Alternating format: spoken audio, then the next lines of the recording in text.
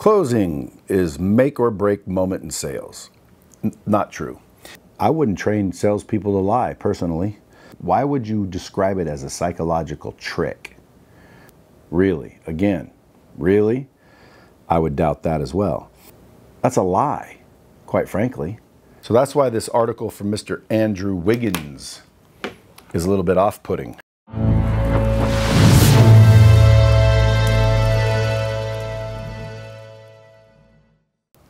How to close a sale. 7 closing techniques and why they work. This looks like Hubspot article. 5-minute read. Closing is make or break moment in sales. Not true. Choosing the right phrases to seal a sales deal is crucial. And this moment is likely the final verdict determining whether or not your efforts will amount to anything at all.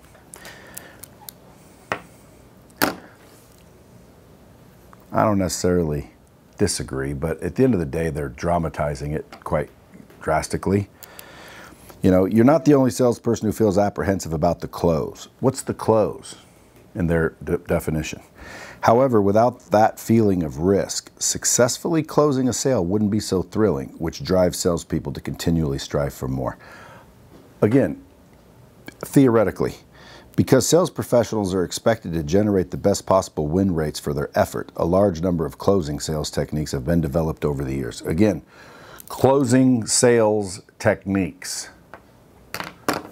Like, in my opinion, you close a sale by moving it from a no to a yes, right? So how many ways can you do that? Well, here's 7 ways to do it. No, there's one way to do it. There's one fundamental way to do it. The rest of them are not ways of doing it. It's all doing it the same way. If you're doing it right, you're going to do it one way. You identify and isolate an objection. To close a sale with a prospect, there are many techniques you can employ. Again, I don't necessarily agree with that.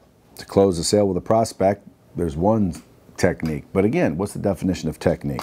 Here's a few of them, according to Andrew Wiggins. Traditional sales closing techniques. Traditional sales closing techniques usually employ some psychological tricks designed to give that final nudge. Here are 2 of the most common. See, he says sales closing techniques usually employ some psychological trick designed to give that final nudge. Why would you describe it as a psychological trick? Like, trick has a negative connotation to it. It's wise for somebody to understand human behavior and then leverage the knowledge of human behavior and psychology to elicit the answer you're trying to accomplish, which is the power of persuasion. You want to be persuasive. You want to let a human being naturally be a human being. And so if you know a human being's behavior, then you'll obviously be able to anticipate what that individual is going to do, which again gives you the advantage. But it's not a trick. So here are 2 of the most common. 1, now or never closes. This is where salespeople make an offer that includes a special benefit that prompts immediate purchase. For example, this is the last one at this price. So again, if someone's training their salespeople to say, in order to get the sale, this is the last one at this price, it's not a close, that's a lie. And even if it wasn't the lie, then only one salesman could say it, so you couldn't train everybody to say that. I wouldn't train salespeople to lie, personally. We've got a 20% discount just for customers who sign up today. Really? Again, really? I would doubt that as well. If you commit to buy now, I can fast track you to the front of the implementation queue. Oh, trying to create urgency. I understand. But at the end of the day, what if everybody bought now? How can you fast track everybody to the front of the implementation queue? At the end of the day, these are just lines. These are not closes. These are just lines. And quite frankly, based on bullshit. You know, this ain't the last one at this price, or otherwise you'd frickin' be not selling it for that price. Now, if it is the last one, because it could be, right? Maybe we ordered 1,000, we're down to the last one, this is the last one at that price. But that's an incentive to buy it, right? That's helping to build the value. Because when you sell a product, all you have to do is build the value of the product or service above the value of their money. And the way you do that is by obviously building a relationship, having a conversation, and figuring out what their pain points are, what their desires are, where they see themselves. You know, how does this product or service, or how would solving that problem benefit these individuals specifically? So now when I actually start my presentation, I can point out features, advantages, and benefits of my products or services and directly relate them to the client I'm talking to rather than just general. But these right here, those aren't closes. This is the last one at that price. This is a lie. Next, summary closes. Salespeople who use this closing technique reiterate the items the customer is hopefully purchasing, stressing the value and benefits, in an effort to get the prospect to sign. For example, so we have the Centrifab washing machine with brushless motor, the 10-year comprehensive guarantee, and our free delivery and installation service. When would be a good time to deliver that? Well, again, if you want to call that a summary close, again, what is a close? Just by my definition, a close is when somebody takes it from a no to a yes. This is just a sale. If someone said, yeah, tomorrow, they didn't say no. They just, when you asked that question, they said, yeah, tomorrow. That's why I can say, okay, you consider it a closing question, but it's really not. Okay, because a close is when you move from a no to a yes. So it's a selling question. It's a, hey, here's 7 clever ways of asking someone for their purchase. You know, here's a clever way to create urgency. You know, like this one up here, it's the last one at this price. You know, that's a way to create urgency. Why do they need to decide now? You know, we've got 20% discount just for customers. That's an incentive. If you commit to buy now, I can fast track you to the front. That's an incentive. See what I'm saying? I'm creating urgency. If you don't do it now, then you'll just get in line like the rest of the people. Well, the urgency is now so you can get in front of the line. But they're all lies. They're all gimmicks. But according to Mr. Wiggins here, by summarizing previously agreed upon points into one oppressive package, you're helping prospects visualize what they're truly getting out of the deal. You're painting the picture, so to speak. Sharp angle closes. Prospects often ask for price reductions or add-ons because they know they have the upper hand, and they also know you expect it.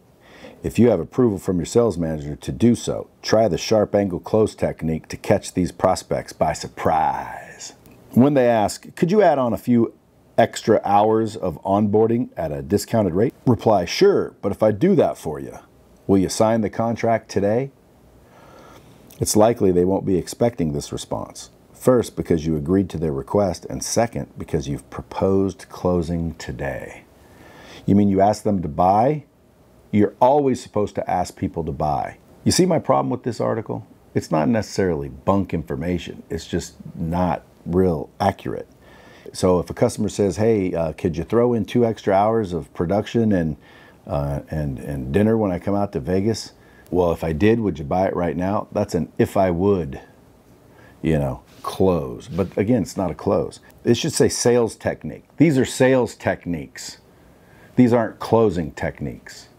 See, I just discovered the essence of the problem. These are sales techniques. And yes, they are taught by many a people, masquerading as true salespeople. Because if you're a true salesperson, these are old school and they don't necessarily work. I mean, they could, but then again, even a blind squirrel finds a nut.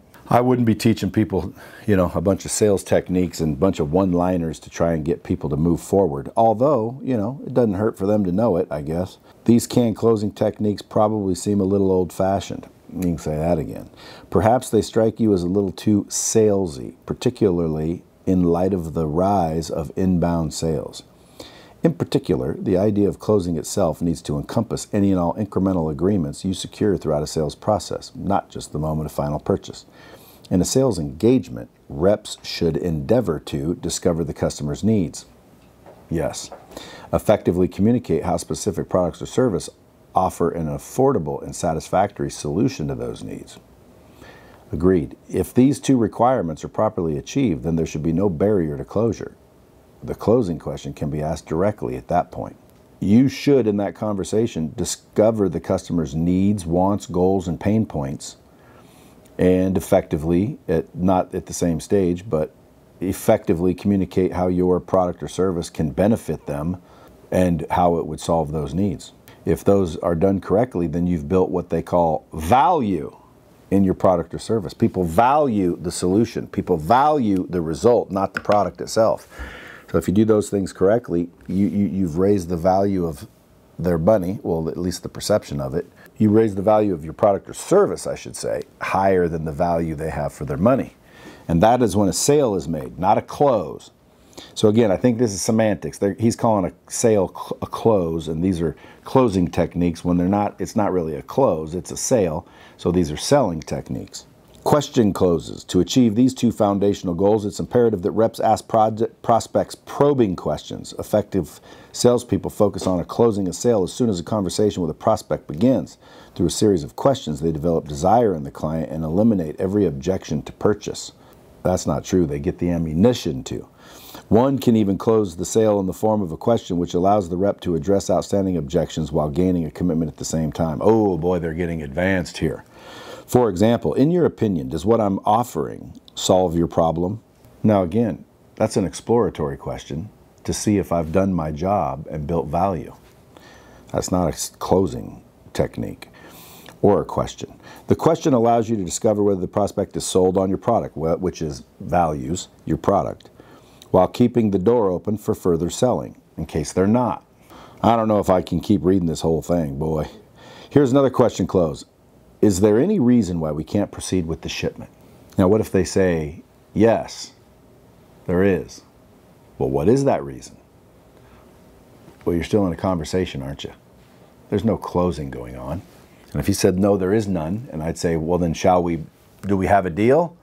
And they say, yeah, we have a deal. Well, then that is not a close. I didn't close the deal. I sold the deal. You can't close a deal that didn't say no. Oh, if you have kids, you've likely noticed if you take a toy away from them, they'll want it more than ever. Use similar psychological practice on your prospects. If they're balking on price, remove a feature or service and present the discounted offer to them. It's likely they'll be thinking about the part you remove rather than the discounted price. Takeaway closes. Guys, takeaway closes, if that's what you want to call it, is a psychological trick where you simply act like you don't care if they buy it or not. You know, oh, it's too expensive for you? Okay, well, you know, then let's look at something cheaper. You know, that's the takeaway close. But see, it isn't a close. It's not going to make you say no to a yes. What is it going to do? It might cause you to fear the loss of this particular item, but if you weren't interested in this and I didn't build any value, dude, I can't take it away. You don't even care. Soft closes. For example, if I could reduce widget maintenance by 25 and increase widget productivity by 15, would you be interested in learning more? And again, what if they say yes? That's not you. It doesn't mean it's closed. See what I mean? That's not even a closing example, unless I'm trying to close them on learning more, which again, unless they said they didn't want to learn more, then I use that and I got them to want to learn more and I had them say yes, would it be a close? But that's just ridiculousness there. Then it says, want more? Get tips on closing difficult prospects and learn how to avoid sales mistakes. If you're still hungry, check out the habits of highly effective closers. And when all else fails, see these ways to bring stalled deals back from the dead. What do these guys do? Do these guys sell some sort of sales training? Because folks, let me tell you something. In order to close a deal, there's only one technique. Step one, you have to figure out what the real objection is, or all of them, because sometimes there's more than one. We call that identify the objection. How do you identify the objection? Very simple. You create a hypothetical solution that solves any objection that they gave you. Why aren't you moving forward? Because of this? What if that wasn't the case? Well, then they'd move forward. But what happens when they don't move forward, which is what you'll find a lot? That means you have what's called bullshit. That's called a smokescreen. That means they're giving you that reason because they don't want to tell you the real reason, or they're embarrassed, or who knows why, but that's not the real reason. You cannot close an objection unless it's real. Now, to close the deal, to consummate the deal, you use that information now and move into a phase called logic, which is leverage, obvious gain, intelligence, and common sense. So how do you do that? Well, you use that formula and you think, and you just come up with various proposals. So that's the technique. That's what you do every single time. It doesn't matter how many different ways you say it, you're doing the same thing. Someone says no. Why not? No. You're identifying and isolate the objection. They give you a reason. You want to test it because most of them are lies. So you test it by solving it to see if that causes them to move forward. If it causes them to move forward, now you use logic and frickin' find your way home. And by the way, you can't close every deal. So it's not going to work every time because every deal is not closable. But if a deal is closable, that's how you do it. That's the technique. That's the closing technique. One closing technique, not 7. Those are 7 selling questions. Those are 7 psychological tricks. Those are 7 ways to ask for money or a sale, you know, or someone's business. That's what those are. Those aren't closing techniques. Wiggins, FYI. Okay. See me next time on the next episode of Crack the Balls of Experts.